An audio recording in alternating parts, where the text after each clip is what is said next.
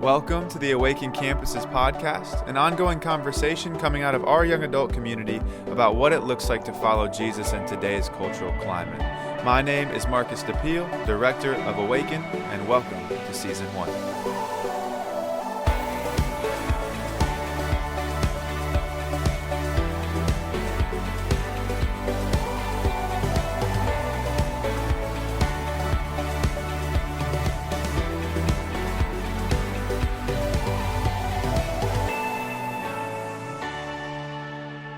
What's going on, everybody? Welcome to the very first episode of the Awaken Campuses Podcast. I'm Marcus DePeal, and I'm joined today by Andy Riemersma, one of my great friends, and we're pretty pumped to start this new journey of having a podcast. We don't really know what it looks like or what it means or everything that it really entails, but excited about the idea and everything that's going to bring in. So, first episode, we're not going to jump into everything quite the way it's going to be long term. We want to actually explain a little bit first about why we're here, what we do, who our ministry is. For those of you that aren't familiar with Awaken, we want to kind of give some structure and context to all of that. So if you're looking for some really great content, would suggest go ahead and just skip to the next episode. That's when we'll start to jump into more of the actual content that we walk through on all of our college campuses. But again, week one, just want to paint a little bit of a picture of who we are, what we do, why we're here, and why are we doing a podcast in the first place. So to get started with that, again, I'm joined by Andy Riemersma. We are both on staff at Trinity Church in Indianapolis, Indiana. My role is to lead this Awaken ministry, college young adult ministry of Trinity Church. And so it is not a nonprofit or parachurch organization. It is the college young adult ministry of our church, led by Pastor Mike Kolaw. And Andy is our campus coordinator for Awaken. So keeping all of our campuses that we have in alignment, making sure they all still look like Awaken, all of that. Do you want to share just briefly, like, what campuses do we have? How long have we had them? All that kind of stuff. Yeah. It's a pleasure to be on the show. Pumped to do it with one of my best friends. Yeah, I mean, Awaken really kind of started at Indiana Wesleyan back in 2015. Right. In the sense of it being on college campuses. And now we're at Ball State, UND on the south side of Indianapolis. Yep. And as well as we're starting a new one coming up in the fall at Louisville. Yeah, University of Louisville. Pumped about that. Yeah. And I'm at the Ball State campus. So really pumped about everything that's happening there. And as well, we have a young adult campus that's going on. Marcus leads. Yeah. Bridging that gap between the college and the young adult age. So really right now, we're at 4 different places. Yeah. Super exciting that we get to do it and be a part of it. It sometimes just feels like we do not deserve to be doing this. Right. It kind of feels like it's a little bit over our heads, but a lot of fun no matter what. And so on this podcast, as you're listening or maybe watching, just to give you, again, some structure, at all of our campuses, again, to keep them aligned and keep them kind of, in just synergy is kind of a word that we use all the time. We want things to be synergistic. And so we teach the same content across all 4 of our campuses and soon to be 5. We write a lot of the content together with a core team, making sure that, do we all feel good about what we're going to be teaching? And then, hey, let's just run and go do it. And so we're basically going to have a podcast of that content that we're teaching on all of our campuses. And so we structure it based on the college semester, right? So we got like 10 to 13 weeks or so, depending on the semester of content. And so this podcast will basically be us taking the content that we're teaching on all of our campuses and putting it into podcast form. And so the reason for that and the why behind it has a lot less to do with, we just had this cool dream of, wow, it'd be so awesome for us to look sweet doing a podcast or something like that. And actually had a lot more to do with conversations we've had with our own students on different campuses. So I remember even one time at Ball State, there were students that couldn't make it one week, I think for weather or something like that, and said, hey, is there any way that we could do like an Instagram live of the teaching this night, we can't make it or whatever. And so we have students that, whether it's, the weather outside, or it's the homework they have, or family issues, or whatever the case might be, that they just miss a week of Awaken on their campus. And they're more bummed than we expected, actually, which is kind of nice as a pastor, that they're like, wow, they actually missed this. This is cool. It's not a bad problem. Yeah, we're pretty happy about that when that does happen. And so trying to figure out strategically, how can we still give our students the content that they're asking for in a creative way if they do miss a week. Also, in college ministry, there's just so much turnover. Every year, we talk about this all the time, but every year you have a new group of incoming freshmen. So if you reference stuff from the previous year, they have no idea what you're talking about. And so even having some sort of outlet or avenue where we can say, hey, this was recorded, you can go listen to it, and we can still reference it, and hopefully not make the new freshmen feel left out, or transfer students, or whatever the case is with that. And then additionally, we are very passionate, and I know you carry a huge passion for evangelism, which will come out on, this podcast time and time again, I'm sure. But I know that we see this really as an outlet to empower our own students to share, this ministry with their friends. And they've been the ones to talk about this a lot too, of I would love to show my friends more of what Awaken's like, or invite them to it. And we're going to unpack this at later dates as well, but it's really hard to convince a college student or young adult with the amount of social anxiety in our culture to just show up to a ministry for the first time, especially if it's like smaller, in that 25 to 50 range. People don't want to just show up for the first time to something like that. And so we want to do the best that we can to even put all the content we have into a format where we can tell our current students, hey, you can go and share this with your friends. You can evangelize with it, use it as a conversation starter.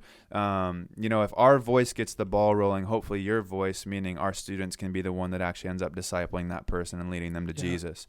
So a lot of different reasons for it. And the primary driver is the students that we already have. We want them to have more tools in their bag to follow Jesus in that small window that we have with them.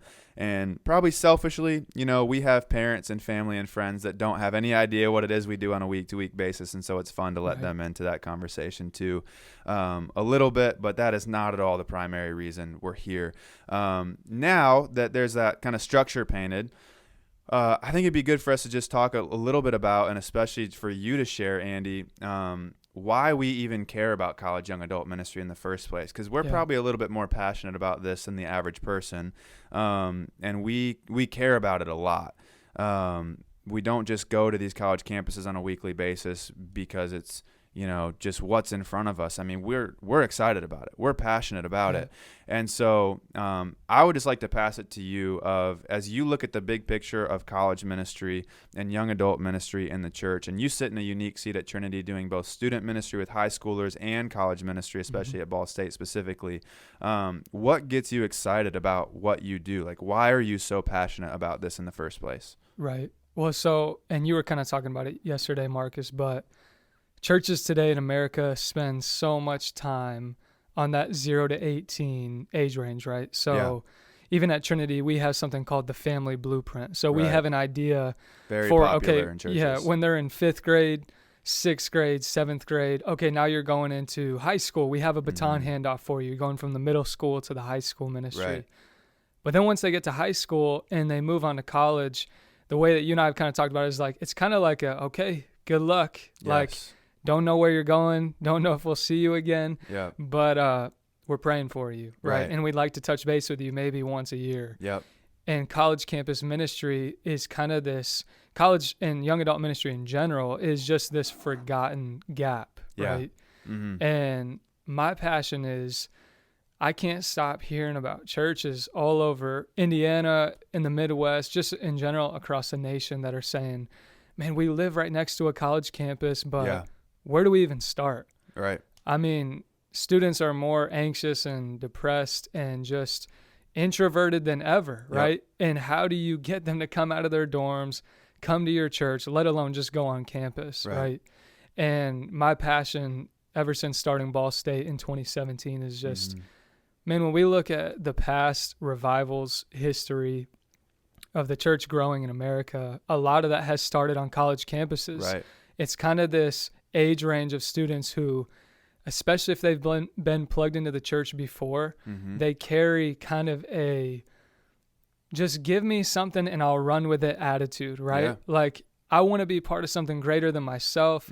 If they're a Christian, they're looking for what's that next step to continue their fire. Right. And if they're not, a college campus is a place where, especially like a Ball State, if you show up to worship, you're not there just because your parents brought you there, right? Yes. You show up to an event because you are hungry for God.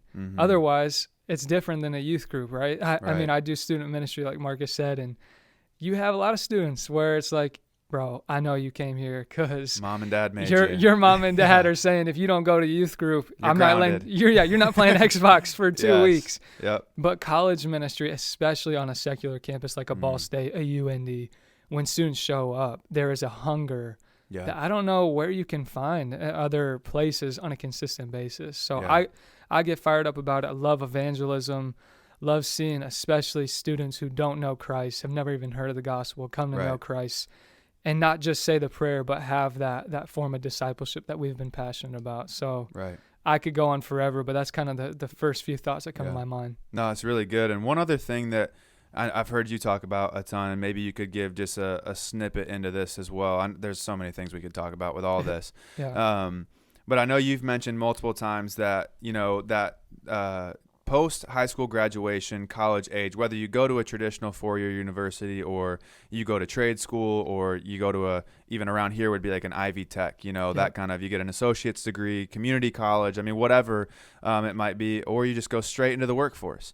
Post high school graduation, most 18-ish year olds are realizing I have more freedom of what I'm allowed to believe in, of how I'm allowed to spend my money, of how I'm allowed to spend my time. I mean, freedom feels like it's at an all-time high for how I manage and run my life, because mom and dad aren't waking me up in the morning. They're not telling me it's time for school. They're not, telling me to do my chores. It's way different. And freedom's at an all-time high. And so we talk about all the time, like, it is such an impressionable time for that 18, especially on the college campuses, from that 18 to 23 to maybe 25 or so year old range, where, I mean, people are searching to make lifelong decisions and commitments anyway. Whether it's I'm going to commit my life to the bar scene or I'm going to commit my life to the church. I mean, they're looking for a community. They're looking to plug in. They're looking to spend their time somewhere. And I know you get excited about that idea. So what do you think about that whole concept of, tons of freedom and not a lot of direction, not a lot of clarity, not a lot of what do I do with all this freedom? How does that play into the ministry that you've done on college campuses? Yeah, I mean, just being at Ball State, and remembering that college ministry, I was just telling my wife this, college ministry, you have the shortest window to impact someone's life than any other ministry type that I've seen. And what I mean by that is when you're in a youth group, it's usually from a 5th to 12th grade range or a 7th to 12th grade range. Their families coming to the church, chances are they're going to still have roots moving forward, even if they leave at that church. But college ministry, you get this like really short window. I might see you for a semester. I might see you for 6 weeks. I might see you for 3 days. But that window might be more impressionable than any other window because the decisions that they're making when they leave your ministry are some of the biggest decisions they've ever made. So if I can impact a student for 6 weeks, they might leave. I might never see them again because they took an internship. But they're going to decide who they marry probably in the next few years, right? They're going to decide, how am I going to be a husband, a father, a wife, a mother, wherever they're going. They are going to probably take their first job in the next 2-3 years. Career choices, yes. So yes, it's a short window, but if you get that window right, it will change the rest of their journey.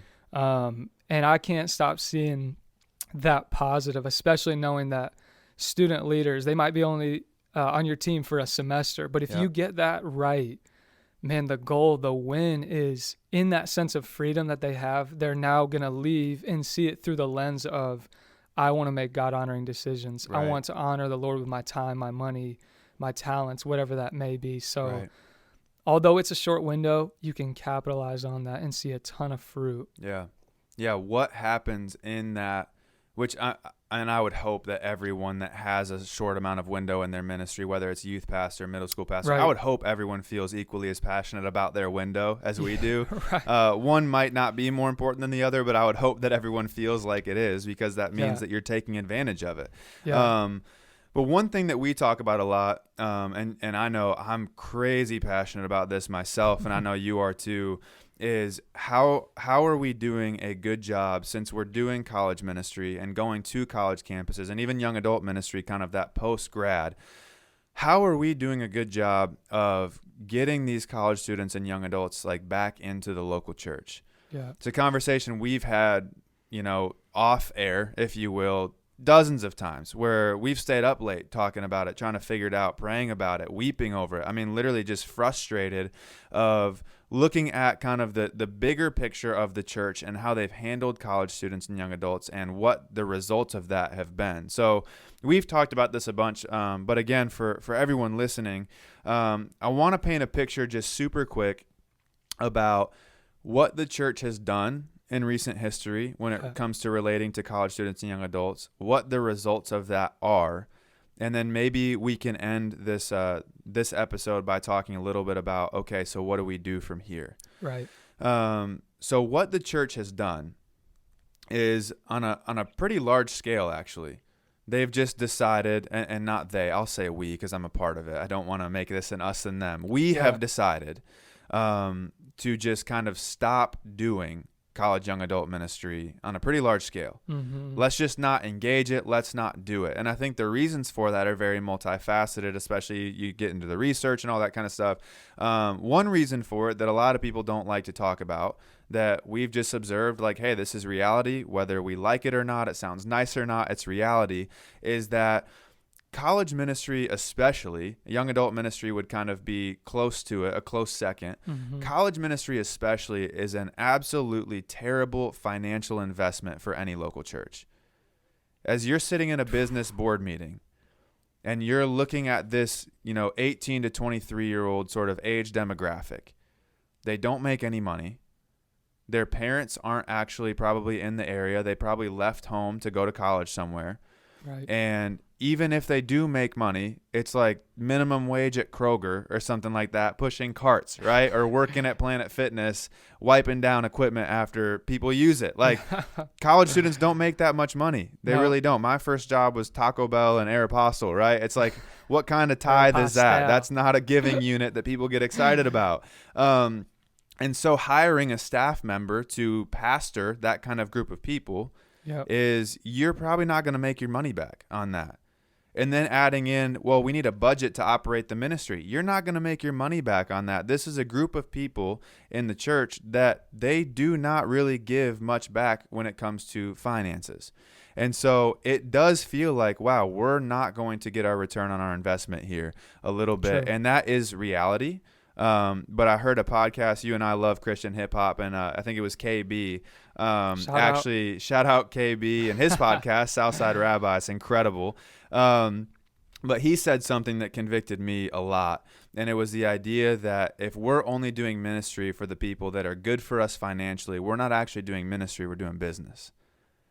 Dang. And so as the church, we should probably be a little convicted when it comes to, are we ministering to people that aren't good for us financially? Right. If we're not, are we doing ministry, right? And so that's one reason the church does actually struggle to engage us. Another one is just something you mentioned a little bit earlier. Where do we start? College ministry is just confusing because, especially in today's culture, students are so introverted. They're socially anxious. They don't want to show up to a new place for the first time, like we mentioned earlier. And so you actually have to go seek them out. The whole build it and they will come mindset for today's average college student is not true. It's come find me and tell me that I'm loved, and then maybe I'll come. Is kind of how it feels. You can't just build something that looks cool and people show up anymore. You got to seek them out. Yep. And so the church has to get creative about how we go out to college students and young adults. And that's work. Yeah. They're kind of playing hard to get game, right? A little bit. Like when you're interested in a girl in high school and they're like, they kind of want you to pursue them. Yes. That's how most college students are, because the lights, the action, the great stage production, that is no longer attractional to to our generation. Doesn't work they anymore. See through the haze in our worship centers. They're like, they're not interested. That's not genuine. Yes. I'm not coming. Yes, that is very, very, very true. And so for that reason as well, it's more work for the church to go find these students. Yep. And when it's already a tough financial investment, it just kind of feels like a double whammy of like, do we really want to do this? And then even if you do say, let's go on the college campus, it just feels like this awkward relational work that's very similar to church planning of how do I do it? Where do I start? Who do I talk to first? Do I do a prayer walk? Just all these questions. And so it's just this really weird, ambiguous, financially non-beneficial ministry. And I think because of that, a lot of churches just throw their hands up and say, we're not going to do anything about it. And it's easy to do that. Yeah, it is a lot easier, and just say, hey, well, we hope the parachurch ministries that, don't have a crazy affiliation with a local church step in, and they've done a great job of discipling students in that window, actually. I mean, I think of Crew, Chi Alpha, Navigators, InterVarsity. So many of them that have stepped up in a church or in an area that the local church has not done a good job at. So this episode is not to demean parachurch organizations. They've actually done the thing the church should have been doing and has totally dropped the ball on. Yeah. So thank you to anyone that does that work, actually. Exactly. Is how I would feel about it. But then, and we're going to get to it, is what do we do with getting the students back into a local church, even if they've been a part of parachurch? But again, that's what the church has done. Briefly, here's what the results are. And then I'd love for you to just kind of help end this conversation on now what. So the results of this have been statistics from Lifeway Research that really haven't even changed over the last decade. They've actually gotten maybe like 1% or 2% better, but they're about the same as they were even 10 years ago. So what is being found is that students that were heavily engaged and involved in a youth group for at least 1 year in their high school years, and they went to college, maybe traditional four-year university, trade school, whatever the case might be. They graduated, they went to a university, and what they found in these statistics is that those same students that were heavily engaged in youth group for at least a year dropped out of the church for then at least a year. Dang. 2/3, about 70% or so, dropped out of the church. Yeah. It's pretty staggering. And now you might say, well, they dropped out, but did they ever come back? And the answer is some of them did. About 31% of those who are heavily involved in a youth group in high school drop out of the church in college. About 31% make their way back into the church. And praise God for that 31%. That's great. Yep. But the reality is that means if you do all the math, about 45% of the high school students that are involved in our ministries are graduating high school and graduating our youth groups, and they are leaving the church never to return. And if you want to get really generous and say, well, that's just a number, let's cut it in half and say, okay, so maybe 25% of the students that are involved in our youth ministries and graduate leave the church and never come back. 1/4 to me is still a problem. Yeah. It's still a massive problem. And so the question becomes, what do we do about this issue of bridging the gap between high school ministry, youth group stuff that we have going on in churches super well, family blueprint, 0 to 18. It's like we figured that problem out, praise God. Yeah, seriously. What do we do about this baton handoff from high school to college, and then this other baton handoff from college graduation when I was involved in a parachurch ministry on campus for 4 years to reintegration back into the local church? Because we talk all the time about, man, in our college ministry, are we teaching students to love like Awaken? To love something with an expiration date, to love something that ends after 4 years, or are we teaching them to love something that lasts, which is the local church? So what do we do about this issue is the question. Yeah. I think a phrase that you and I have talked about, I don't know if it was you who said it, someone else who said it, I'm sure probably way before us, but this phrase of you can't love the groom and hate the bride. You cannot love the groom and hate the bride. And what we mean by that is, if Christ's church represents the bride, what we've seen coming out of college, especially in this younger generation, right? The really popular phrase of, it's not a religion, it's a relationship, which I know you personally love that one, right, Marcus? You love that. I have a little bit of beef with it, but we don't have to go there. So what we see, we don't need to go there, is a lot of kids, a lot of students, a lot of college students, especially our age, they love Jesus. They love the idea of like, I have a personal, individual relationship with Jesus. Yeah. But his church, I want nothing to do with it. Right. I want zero connection to the church because I had a bad experience with someone, which in all seriousness, there are a lot of people out there who have been burned by the church. Right. They've had experiences, moments where they felt attacked, they felt judged, they felt like basically the church was just a group of Pharisees, right? And those are real serious moments to address and to actually offer that compassion and that kindness to those people. But the thing is, if we continue to see this statistic, this generation grow into that idea of like, oh, I love Jesus, but like his church, I don't want to be a part of that. I mean, I think of the story where Jesus comes up to Peter and says, Peter, do you love me? Yes, Lord, I love you. Do you love me? I mean, yes. Feed my lambs, right? Yeah. Feed my sheep. Peter, do you love me? Yes, Lord. Like, what are you talking about? Yeah.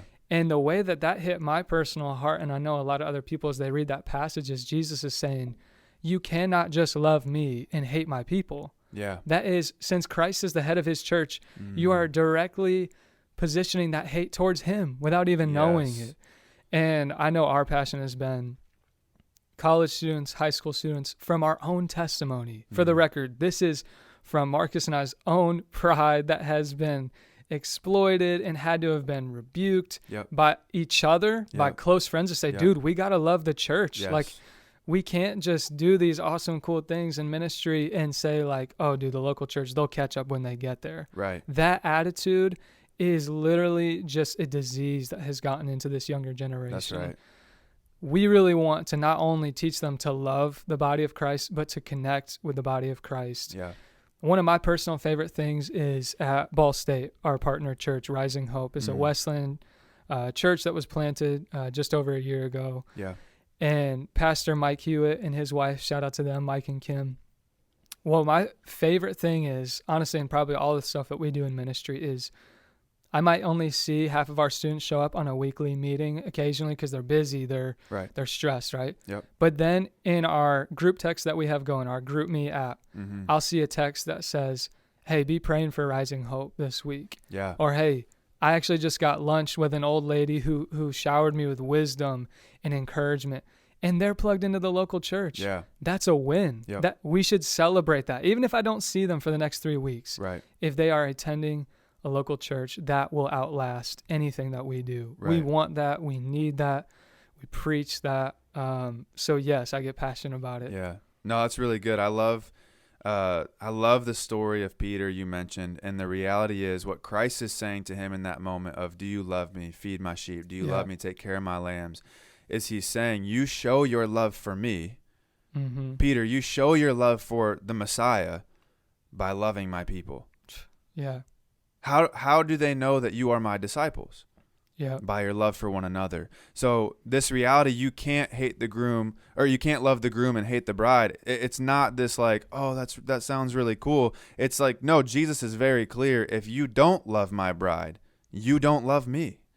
That's how I'm aware of the fact, like, what is your devotion level to Jesus? What is your devotion level to his church? Right. I mean, that's what we've been convicted of over and over and over again.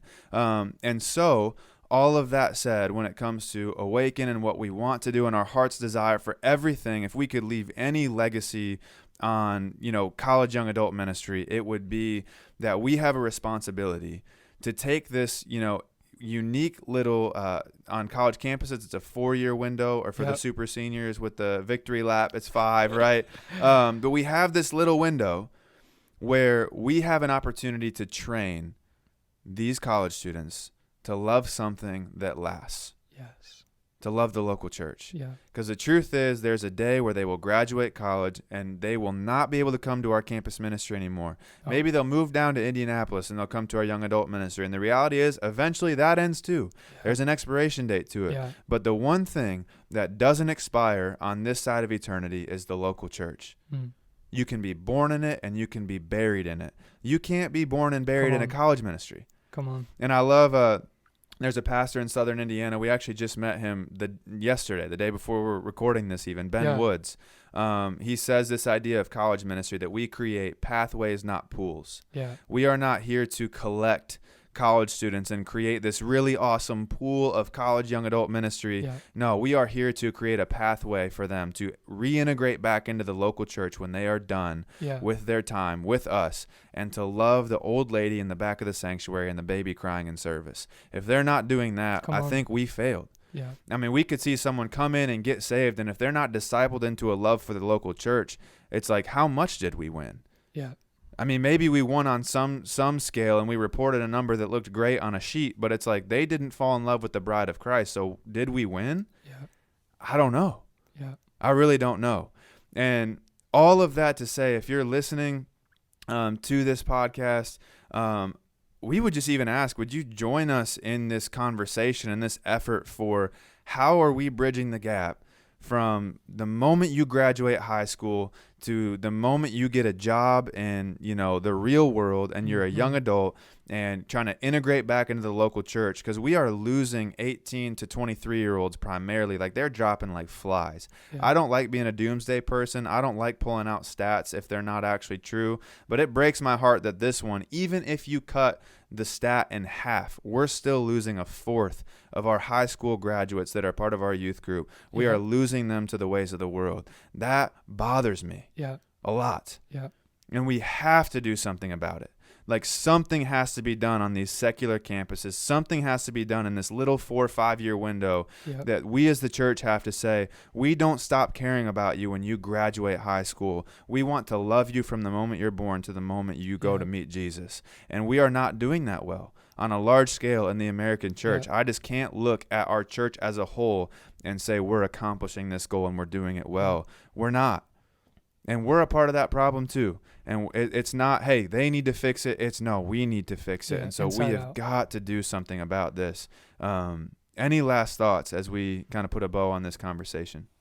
Last thought that comes to my mind is, if almost every 18 to 23-year-old loved the body of Christ, loved the local church, we would never need to pray for revival on college campuses.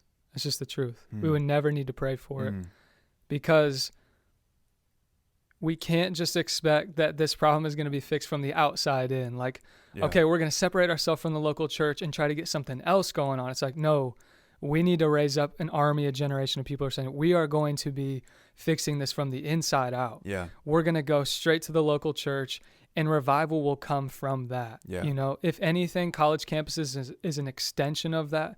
But when we try to substitute that kind of ministry for the local church, it doesn't work. Yeah. I love that idea. You cannot change anything from outside of it.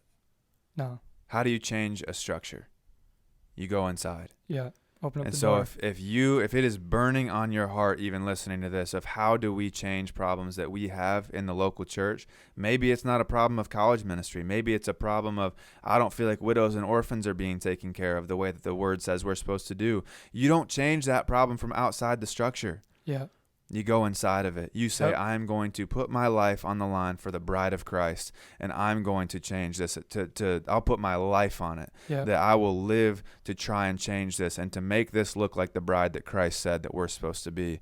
I love it so much. Andy, thanks for being here, man. I'm excited. We'll be together on the next episode as well, as we kind of kick off the first series that we're going to be doing called Kingdom Culture. Going to be great stuff. But our mission statement and our 3 pillars of vision really as a part of Awaken are, we desire to see people transformed by God, connected to the church, which is what we've just been talking about a ton, and sent into the world. So if you're listening to this podcast, I don't care if you're a young adult or not. I would encourage you, please don't listen to this podcast and make this your primary avenue of growth in the church. Get plugged into a local church. Go find a community, whether it's our church at Trinity in Indianapolis or another great local church in the entire country, or I don't know, even outside of the U.S. if you're listening or watching. I don't know how you got a hold of this, but it is our heart's desire that you would be connected not just to Christ himself, but to his bride. You can't love the groom and hate the bride. Very excited for everything in store as we kick this podcast off. I'm so pumped about it. Today I think was just a glimpse of how passionate we are about all of this in general, and really pumped to get this thing rolling even next week. So thank you for joining us, for listening, for maybe watching as well, and we will see you next time. God bless.